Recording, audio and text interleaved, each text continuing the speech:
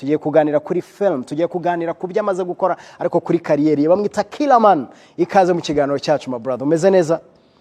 Ndashimira Imana. Ijwi ko riri hasi bro. Ibibazo byawe rega nanjye mfite ibibazo mwana wa mama. Ntabwo ari wowe nyine ufite ibibazo.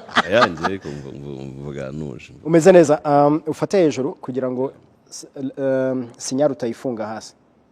Okay, gutya fresh. Umwaka utangiye gute? Umwaka utangiye gute muri film? Umwaka utangiye gute muri project zawe? Umwaka usa nk'utaratangiye neza. Ariko I hope ko nyine ushaka kuba bigiye kujya ku murongo. Yeah. Njewe umurongo ndibuze gufata nuwo kurebera hamwe ibintu byose wakoze n'ibyo wateganyaga gukora 2023 na kane reka nze gufata aho ngaho. Kuri wowe 2023 na 2024 yaguhaye irihe somo wizemo iki kugira ngo twinjire na 2025? 2023-2024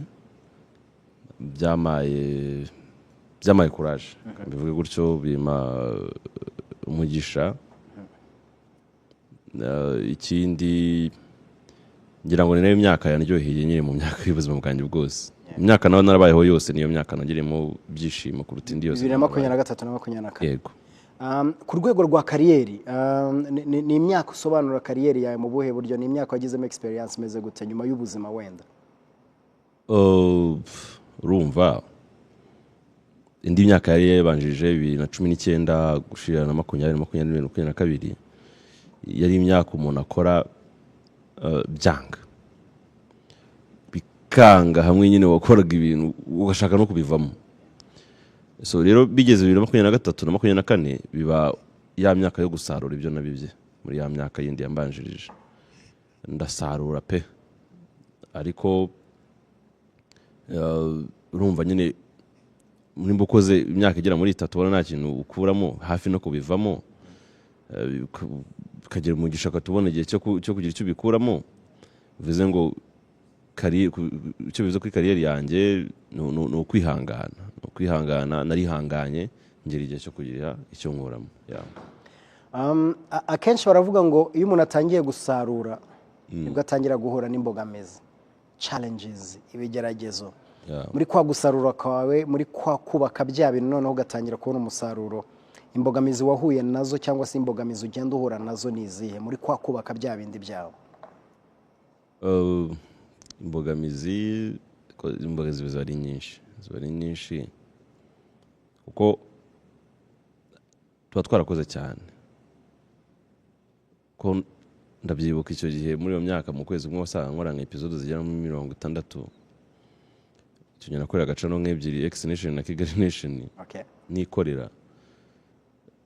Gihe no utangiye kuba wasarura utangiye no kunanirwa.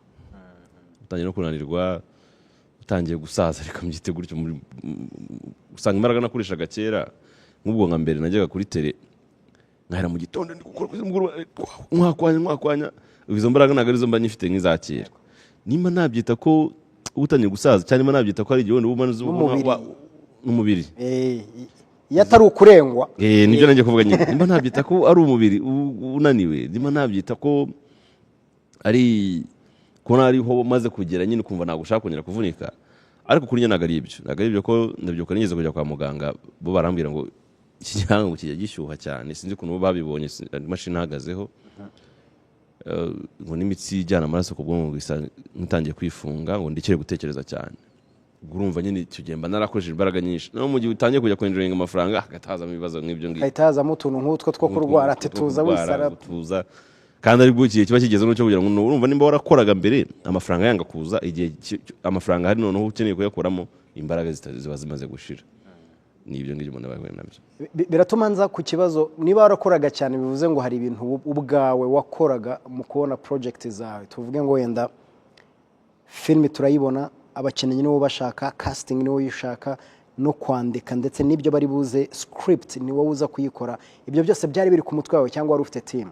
Kugeza na n'ubu. Yeah. Niwe wiyandikira ibyo bintu? Kugeza na n'ubu. Kubera iki ibyo byose bijya ku mutwe wawe Kira? Ejo bundi bakimara kumbwira ngo nse nkugabanyije gukora guhera mu kwa munani gutyo nabaye nkugabanyije n'ubundi nanjye gukora nza nk'ubitegeje no babana tumarana igihe kinini dukora ariko nza gusanga touch yanjye nyine nta wundi muntu waza nyine ibyo nge niyandikiye nta wundi muntu waza nyine ngabyandike nsa nk'uwicaye ndabarika barakora filime nyinshi pe ndikura amafaranga nyira ngo ndebe igihe cyo kuzaprolonga kigeze wajya wishiraho ikagira 700 wayishiraho ikagira 300 wayishiraho nyine ngira zimwe ndanazisiba izindi byaterwaga n'iki bya cyane ni kuvuga ngo ikintu nyine tuyikoreye we ku giti cyawe nyine biragoye ifite kuntu abafana ba nyine baba bazi touch yanjye bakeba video batamenya kandi ubwo yanditse indi nyine bakumva nyine nta kigenda so ubu nyine yingerageje ngo ndebe ibintu birashoboka ko nge mbaye nanicaye abandi bagakora byakunda nza gusanga bitakunda ko byanashize mu gihugu kinini cyane byageze ngo nyanzana na kamera enye kuri tele ko ngo nafite abakinnyi benshi nkavuga ati harabari bupfu busara uraza ahembwa atanakoze kwa nyine batamubona umwanya wo gukora kambakoresha wo wisibwira nkazana kamera enye abahepfu bagakubita n'abaruguru bagakubita ariko izo boro zose wazishira zigapfa busa ugasanga washoye nka miliyoni 2 nari mu 50 garuje muri miliyoni 2 washoye ubwo mu 50 washoye miliyoni 2 washira video ikagira icyarindwi nani dolari nani igice cy'idolari nta na 41 nani iki ntago bituma utekereza kubireka cyangwa kubigabanya kwa gukora cyane kwa kwandika za script babandi wahaye abantu amafaranga ngo bakwandikira ariko ugasanga nta kintu na kimwe biri kubyara urumva ndacyakeneye ibiceri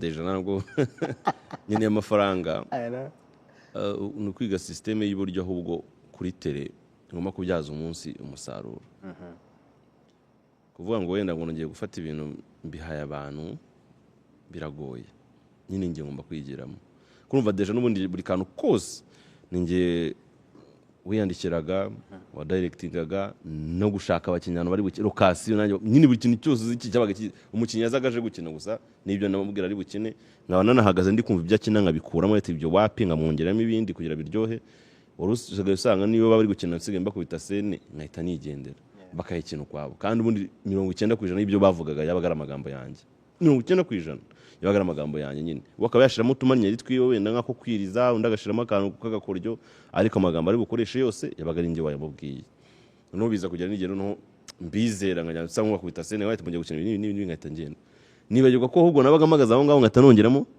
akantu to yashiramo kanu kugira cyangwa bikoze nabi pension ya danger n'ibyo bimukubita nyine iraza gutuma abantu habona ko hayiye ibyo nyine nabyo biranya affect hakurikiraho icyo kuwizera muri ngo bajye kuri tele bakore sinizere ngo narebe mujye bagiye gukora ni ibiki bakazana nkahita na uploading nabaje kureba ikintu ngiye ku uploading ubundi koko kirarya cyane ngo kirya zagusanga ntago biraza gukunda ubwo ikintu gikurikiraho kano kanya ni ukwihangana nyine ngo ngigarukira muri kibuga nyine ibintu byawe byose ngira ngabyimenyera ubona utarabizeye cyane ukiyibagirwa cyangwa ukabaha icyizere kirenze wenda icyo bashoboye bitewe n'ibyo bakoze gusa nanjye nta kintu nagomba gukora kunari nategetswe kuruhuka abantu babizi abanyarwanda babizi cyangwa abafana banjye barabizi ko ubundi ngira ngo uretse wenda nka Papa Sava gusa na Nyambo wenda utangiye kubigerageza muri no minsi na wundi muntu wapfa kugira kungwa munege mu gukora kunakoraga boro ya 30 buri kwezi every day nawe baze kugira ngo buri munsi ufite ikintu uhereza umuntu video ebyiri ugomba guhereza umuntu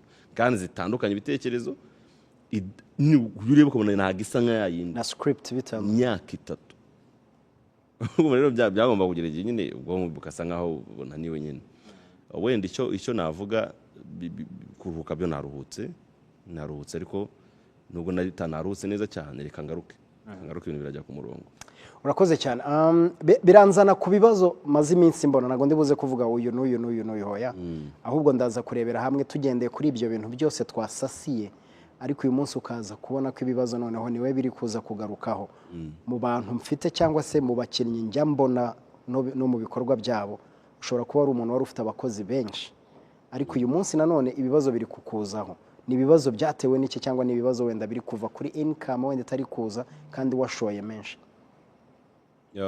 urumva ni ibibazo byawe byabanje guhera naho ngaho nyine nko kuba hakorwa izo video nyinshi urumva video zijya muri 100 kuva mu kwa 9 kugeza kandi bakora episode 30 za buri munsi za buri kwezi urumva ni video ya hafi muri 200 zose umva video magana abiri zirimo abastari bameze kuriya abakinnyi banye n'abastari cyane kabone n'umugwa wabahaye itike gusa ari itike gusa ayo mafaranga yaba ari menshi nayo bwayo zose zahise zihomba kandi nazishoye mu mafaranga naho ngaho hitaba ikibazo. Uraza kubigenza gute kugira ngo utaza gushwana na bamwe, kugira ngo utaza kubeshya bamwe, kugira ngo utaza kwambura bamwe? Ndabeshya abantu bamenyereje gutamiza, abantu bamenyereje guha amafaranga, biragoye kugira ngo uze kumubwira ngo korera ubuntu. Oya, ikintu cyonyine gishoboka, sinzi confidence nge nigirira, ndabizi ko nahagurutse nyine nkabyigiramo nyine tutagera kuri urwo rwego. Igisabwa rero ngiye ugomba guhaguruka nyine, nimba naruhutse nasibye, igisabwa ngiye ugomba guhaguruka. Ahandi hantu ibintu byapfiriye wasangaga nyine nubwo turi muri icyo gihe hari amezi tuba twaragezemo, ubundi ngende wa muntu umeze gutyo, ndi wa muntu nimba hari ikintu kizamutse nabo tumwe bagomba kuzamuka, kuko nizera ko nyine nk'ubu ngubu ibiciro cy'isukari kize kora ngera si nk'icyari haraho kigura 2 naho bigura 8. Tubareka dusuppose 2. Sawa, kadufate 2. Ariko ntago ariko 2018 cyaguraga nk'icyabiri. Kuvuga ngo isabune imba yaraguraga 100 akabona gwaye muti munini kano kamera wa umutungana gutya, ugasanga nyine ibintu byose byaruriye. None ari ahantu usanga ababosi bo umukozi ashobora gukora imyaka 5 akiri ku mushahara wa 50 nyine, kandi ibintu hanze byaruriye. Hamwe nyine usanga nyine biri kumugora, yaza no gukora akazi kabagakora nabi. Je nari wa muntu rero nimba mbonye nyine hari ikintu kizamutse, aho ngira ngo mbike nyine manze niyiteho nimenye ko n'abandi nyine tugomba kujyanana. Niho hantu ibintu byase bipfira rero. Noneho bigera muri cya gihe ruma YouTube ukuntu ikora, igira amezi duha amafaranga n'amezi ukora ahubwo yabyarota nunakora. Ariko ukara ugasanga nudakora yahita izima YouTube yawe, uzagaruke nyine no bitakina bigasaba gushora nyine. Bango kugira ngo uzaje kwizera nyine ko umuntu muri YouTube nyine YouTube yago ntabwo YouTube yaguciza. Ngo birasaba ko twatundi icyo wakuyemo ushaka imishinga dushoramo, noneho wowe kuko uzi kwiyamamariza ya mafaranga wagasohoye ibyo kwamamarisha abantu bamamaza wowe kabyamamariza niyo nyungu ya none sasa. Kurumva wowe umuntu ufite business ara amafaranga asora kugira abantu bamwamamariza, ya mafaranga asora we nagasohoka urayabika, iriya niyo nyungu none sasa. Bango ugomba gushaka twafaranga duke ukuye muri cyo bukadushinga umushinga ukiyamamariza, no ya mafaranga wahubonye gusora bamamaza ukayabika. No muri aka kanya kuvuga ngo abakozi wenda ngumise nabonye amafaranga ndayabimye ejo bibi kibazo, je natanga muri kintu nataga mbazamura nabo bigira mu gihe no sasa y'amezi tumanuka hasi kuko ngiye mbizi ko nyine hari bamwe uzamura umushahara nawe akatazamuka mu nzu nimba baga munsi ya 40 nimba ari ukuntu yitwaraga nyine ibintu byose bitabihinduka bitewe nuko umushahara nawe wazamutse.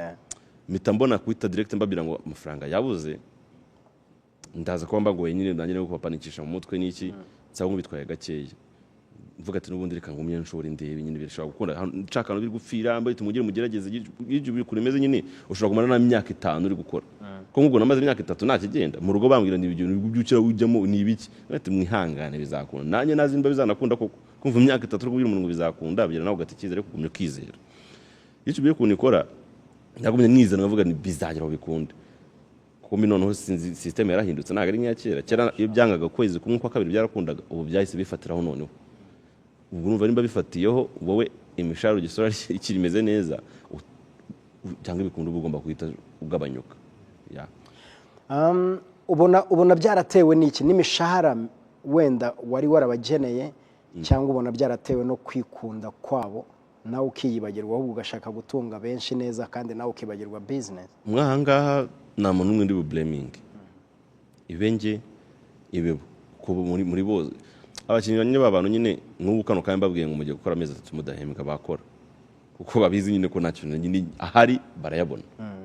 So nanjye rero nizereye muko nyine bishobora gukunda nta mpamvu yo kugira umwana yaba yagiye mu nzu ahita yivamo ako kanya tangire nyine bimugore nimba yenda yarasigaye anasohoka akajya muri Gen Z asata kijyayo nyine ndabunye ndarwana ndebe ko ibintu bihinduka. Kumbi numva system yakoraga kera iyo byabaga byakabije ntago byamaraga amezi 2 bitarasubira ku murongo, ariko baza abantu barabaye abakire barabaye benshi kuri YouTube ku buryo nyine ibisa nkaho bigabanyije. Sinamenye rero ko ari uko bimeze YouTube isigaye imeze nk'urusimbi.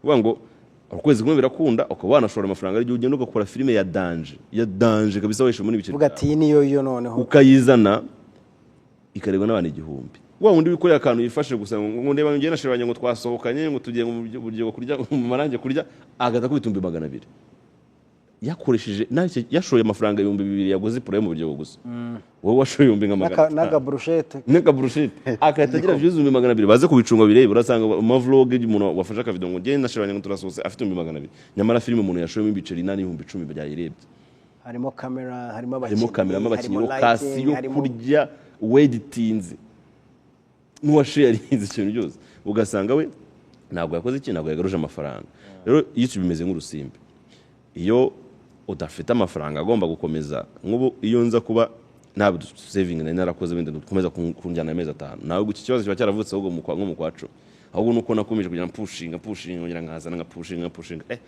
bigira ahantu mbona noneho birangiye ndavuga nta kindi kintu mfite noneho cyo kongera gushora kano kanya mwihangane ngiye kuba musa nk'ubaditse sigarane bake twongeye dupushinge muragaruka ntabwo ubona ko bishobora kuba byananatewe no kwinjirana kw'ama business yawe kubera ko nkuko wabivuze kugira ngo utere imbere uyu munsi nuko ukora yandi ubona kuri YouTube wananyuze ukayashyira mu zindi business zawe ntabwo ushobora kubona ko wenda na za business zarinjizaga wowe ukatekerezaga ko biraza gukunda ahubwo ntibikunda ugasanga noneho na business zindi zawe urabona ko zishobora guhomba ukavuga ati oya reka mbe ndebye uburyo noneho nabikora neza urumva ikintu cyabayeho ni nko ufata konti ukayigira imwe amafaranga yose agahuriraho ariko ukaza gusanga hari business iri gutunga indi byageze aho ngaho nubwo wenda njye mpamvu navuga nabiretse nuko nubundi izo business zaravuye muri YouTube gake ntabwo tuvuze ngo nizo amafaranga yavuye muri YouTube direct njye buriya niyo ushobora kumereza amafaranga inote y'ibihumbi 5 kera oncle wanjye yigeze kumeza ibiceri 60 ngo njye kugura rihamu mpita ngenda mu gishanga hari habaye Noheli zahita 26 Boxing Day 26 kari amabiswi ahantu habaye Noheli nyine ayamara bakase biswi ko naziri abana bose bazinzaniye ko abana bose barankundaga muri karitsiye mpita nigira gukina umupira njye gukina umupira cya mu gishanga ngura igisheke ngwize igisheke bameze ibisheke bibiri bya 30 ndazamuka mura n'umama wari utwite w'umukongomani yaragiye kujya kugura igisheke n'ubundi aho hepfo aravuga ati mwana wa nana ni wamaritse ngagura icyo gisheke cyawe rero tusugura amanga amijana ndi umuntu ukunda ibintu bya business cyane mpita mfata ijana nahifite 60 birangiye mfite ijana sigaranye n'igisheke mpita nsubira mu gishanga ngo betabamize ibindi bisheke 3 bangize ibisheke 4 ndabizana mpita midandaza ku gikari cyo mu rugo bivamo n'inote ya 400 nsubirayo ngena ncuruza gutyo ngo rero business navuga ati nubundi YouTube niyo yamaye ayo mafaranga byo nagaruka gushaka kumeza 500 nagira ikintu bishoramo niyo byangeza kuri miliyoni 200 ntabwo nibagirwa ko ari 5 byatumye njya kuri miliyoni 200 kandi mu byukuri ntago za miliyoni 200 wenda umuntu agezeho ziturutse kuri ari wo wamaye 5 ariko ngeze ahangaha ntabwo nakwagirwa gushima rero gukora ko yamaye 500 bikangezaho mbishira kuri wowe niyo watumye ngera kuri ibi bintu kandi ari 5 gusa wamaye rero naho naravuga ati nubundi YouTube agashoro gato nakuye muri ko katumye nshinga ibi ngibi bitabi byari ariko byose bijya kutangira byatangiye ku miliyoni 1 nakuye hariya muri YouTube navuga ati nanjye rero zino business zigomba kongera kuyitunga kandi nagaruka nkuko bikora nivuga ngo ubona ko business itagira izindi ziri kwitunga cyane uyiretse iyo ngiyo ubu ngo gahunda hari nimba nshoye ngo bitari kugaruka magarika icyo nshoye mu gitarigaruza amafaranga business igomba kwitunga nimba ari restaurant yitunge nimba ari shop y'imyenda yitunge iyo yishurinza pana vuga ngo twabaza amafaranga y'inzu ngo nkore gukora hahandi nkore ayo nakuye kuri niba ari YouTube yitunge nimba byanani iyo business none kwishurira inzu muyifunge kuko nimba bigeze ahantu tiyishurira ititunga gute ikindi kiza kuyitunga nicyo kingi rero agendeyemo nibagirwa kwita n'ikirango mbere yote ntago business ubundi igomba gutunga indi je numva ko business zigomba gutungana nyine ntago utekereza ko ushobora kugabanya abakinnyi kugira ngo usubire ku murongo mwiza iyo bitekereje nakifuje ko bitaba kuko abakinnyi byageze aho ngaho nyine bumva nakina boss wabo bumva ameze nkaho ndi umubyeyi wabo banambatiza kwitwa daddy wabo ibyo bintu mba numva nyine bigoye ahubwo nagashatse ni iki cyakorwa kugira ngo ntibagende nabona byanze burundu ngavuga ati none sasa bimeze gutya ahubwo ikintu cyo gishobora gushoboka ushobora kubagabanyiriza iminsi yo gukora tuvuge nimba wowe wakoraga ku munsi ngageza 10 ukaza iminsi 8 akarumbi 80 reka tuyigire ine yandi ushaka kundi kunaza kwikora mahande ariko nago biraza gushoboka ko nabarika bose burundu ahubwo ndaza kugabanya iminsi experience maze kubibonamo ni yihe ibi byose twavuze ibyo twaganiriye tugende no mu kazi kawe ukora ndetse wenda n'ibyagiye bivugwa. nakwirara Hakwirara ushobora kuba wariraye ukibagirwa.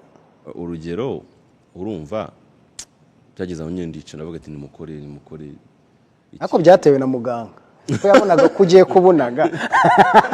Ndabeshya ntago ikindi kintu navuga urumva experience nakuyemo n'undi wese uri kunyumva ugiye gushora muri YouTube, irinde gufata amafaranga yawe ngo ugende shooting episode zigera muri 30 utarabanza kumenya n'ibyo kintu bazagikunda cyangwa batazagikunda. Kuko YouTube ukuntu meze nakubwiye ngo umwe yifataga abyo. Jewe nigeze guhereza urugero umuntu ndamenya ni amore abastari iyo banze kubona izina biba bishimishije. Ndibuka cyane najyaga nshobora amafaranga nkajya mu ishyamba nkavunika ngaterana imigeri nayize nikagira igihumbi, ariko muri kano kanya ndikanze nkwereke mfata ka video nicaye muri office mera gutya bitanibinyoza ndahaguruka kagize comment 300 ubwo kintu kagira vyize mu 170 na comment 300 mu gihe cyera nabaga nashobora amafaranga byanze bikanga n'imbaraga n'abantu benshi ntihagire umuntu kireba. Vuga ngo rero iyo umaze kubona izina ibintu byose biroroha. Ikintu cyo nyine kiba gihari muri kano kanya gufata amafaranga ukayashora utazi ko icyo kintu barabuze kugikunda kirazira. Ahubwo ugenda shooting episode 2-3 ndikubwira abantu bose bari gushora muri kuko abashora mari babaye benshi. Genda shooting episode 2-3-4-5 izo zirahagije. Uzushiriho nubona bakunze iya mbere ya kabiri gatatu ya gatanu uzaba wagiye. Rero harabaza akahita shora episode nka 30 agashutingira icyarimwe yazana filime nigere n'igihumbi cy'abantu bayireba akahita ashaka baratashye. Experience nakuyemo rero ngewe nicyo kintu ni mbere yuko mfata amafaranga yashora cyane nimbaze ndibe n'ibyo kintu kuko kiri bujye ku isoko abantu bakagikunda nkabona ubona kucyongeramo innovation nyine. Urakoze cyane. Wenda tunagana ku musozo ho gato yatuganira. Nicyo uvuga ku muntu yavuze ngo Killaman yarahombye, yagurishije imodoka, yagurishije ibi, yatanze ibi, amafaranga ntayo, kandi mu minsi ishize yari sawa, byagendaga neza, ariko uyu munsi bimeze nabi. Iyo wumvise ibyo bintu byose imbere uhabona gute cyangwa uwo muntu mubona gute? Nago namurenganya kuri we kuko kano kanya harabo ufata nk'abakire hari nawo ufata nk'abakene, kandi ugasanga abantu ufata nk'abakene hari undi bafata nk'abakire, cyangwa ugasanga abantu ufata nk'abakire hari undi ubona nanereka naho ngano bari ibisubizo byinshi cyane. Ndubona ikintu harenza kuri ibyo ko wanariza yanariza muri ibyo.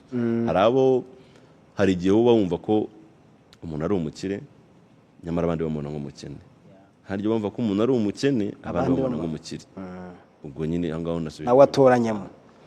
Social media zacu uriya Damuru ziba zifite utuntu twiza shaho, zirashyushya ziraryoshya, zitanga n'amakuru rimwe na rimwe utaryamaho. Urumva nyine ugomba kubaza umuntu nyine amaso ku yandi. Hari n'abandi bakubwira ngo oya ngo Kira buriya nk'ibintu byose baba babipanze abari sasa aba bari kutubeshya kugira ngo haze izindi project, undi akakubwira ati ariko Kira turabizi neza ko ngo ashobora kuba yarabonye visa ngo y'ahantu runaka ngo na famiye ngo ari kugenda gurisha utuntu twe gake gake. Iyo ni social media zanjye ngendana umunsi ku wundi. Bimeze bite byo? Mbere na mbere nta mushinga ngiye gusohora uretse ibisanzwe, kandi ngiye ninjye muntu utambere utajya umuntu nzi agende yanariza rebe nimba ari na rimwe yigeze mbona mu kiganiro uvuga ngo nje gutwikira filime. Iyi hari urasohora ihari iramaze gukora abafana mfite platform kereka kwanza niyo mfite indi platform nshyashya nafunguye ni disharingira ko buranda umuntu community yanjye mfite ko nagenda yirema ku buryo iyo ngushire muri community bya bihagije ko abantu bahitabira ikintu cyawe ko nicyo nabimenyereje ko nyine ngomba ikintu nshizemo mugomba kujya kukireba. Niyo mfunguye channel nshyashya ndisharingira ntago ushobora kumana nyene muri ma interview byo gukora ngo nje gukora tubango ya filime kiritse oya abafana n'abakoze nabo ngabo mfite Instagram mfite 288 TikTok mfite 260. Ibyo rero birahagije kuba nashiraho ikintu nkabya ati mujye kureba ikintu nasohoye. Ntago rero ndi kuri refu yo kuza gukwikira ikintu cyanjye ngo ibyo kwigira muri Amerika wapi? Kuragasetsa ariko nanjye ntago nakareka. Bireke wensobanure ikintu cya mbere rega ni amakuru. natubwire niba ariho zajya zisohoka. Aha. ni ukuvuga mu bintu byose njye nkunda kubabwira ngo ikintu cyose mubona kuri social media mujye mugihereza 10% ry'ukuri. Yego. Nanjye niyo mpamvu turi kumwe. Ubu ni wowe nemera, ni wowe ninje nawe. Ako kantu njyewe hageze umuntu uzakanshirira mu bintu binakubwira ariko nigeze kubwira ko ikintu cyose ubona kuri social media jya wizaramo 10%. Ibindi byose bari ibinyoma. Ntazagira uza kundenganya ngo urabona ngo wakoze, nakubwiye ko mu bintu byose uri kubona izere 10%. 10%. Ushobora gusanga n'ibindi bindi kuvuga ngandi kubeshya. So ni izere 10%. Ni nakubwiye ngo ibintu byose uzajya ubona kigomba kujya kuri social media izere 10%. 90 yagirira amakenga. Televiziyo yanjye ntabwo yaba prank. Ntabwo bishoboka. Anyway, byose biba bihari kuri social media, biba bihari kuri rimwe na rimwe amatablet abantu bicarana, rimwe na rimwe baba bayafite bakabisoma bakabireba, abari muri office bashobora kubibona. Ariko niki wabwira umunyarwanda, niki wabwira wa wundi muri ya community ya Killaman, muri babandi bakunda ibangano byawe, ariko na babandi mukorana, kubera ko uyu munsi niba mvuga ngo urubyiruko duhanga umurimo, no kuvuga ngo Killaman afite abantu bakorana nawe, kandi abo bantu bafite imiryango, kandi iyo miryango ifite ibyikora. So ntekereza ko ni famille ngari, na akazi kanini kenshi ku bantu batandukanye benshi. Ni iyihe humure waha abantu bakunze ibikorwa byawe, ibihangano byawe, by'umwihariko na babandi mukorana bose? Ikintu cyonyine nababwira, barabizi baranzi akantu kabayemo naho ngaho kugira ngo mbanze kuruka gusa.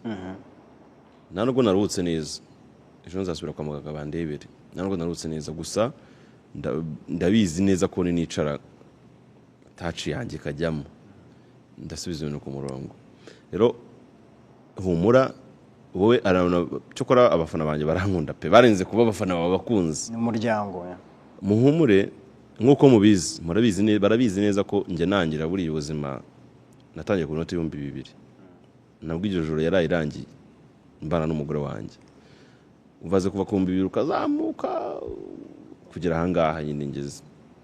Rero sinyeka ko kano kanya wa Killaman icyo gihe yari na Yannick arataraba Killaman. Yannick wa kera 2016 cyangwa 5 ameze nk'uyu nguyu. Uriya ntago yazanye na Lucky ubu nagombaga kubya ati bumaye 50 kabinyima kano kanya.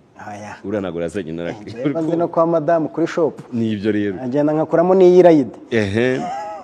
Yannick wa kirya gihe hari connection atarafite. Akano kanya afite. Ubu kano kanya ngewe wenda nk'urwego mba ndiho kugira namamariza umuntu bisaba ko yamaye amafaranga afatika. Nshobora kwita ndugabanya. Nkata nshaka publicité nk'eshanu namamariza za nkubisumbe nka 400 si miliyoni 2. Nazo miliyoni 2 noge ngazisho. Nimba nashoye 200 ngagera hana nashora miliyoni 2 ngaburi gishoro. Ikindi kandi nibumve ngo nakennye. Bumve ngo nabaye wa mutindi nyine hasi nyakujya ubwo gusabiriza oya ntago nageze kuri urwo rwego. Nta nubwo nakennye ku byo byagera kuri urwo rwego nyine cyangwa se nta nubwo biteze no kuhagera. Nimara bigiye kuhagera nzatanurira indege ngende. Ya visa urayifite? Tugarukira. Arakoze cyane, nanjye nabyumvise. Anyway, arakoze cyane, bamwita Killaman, arakoze.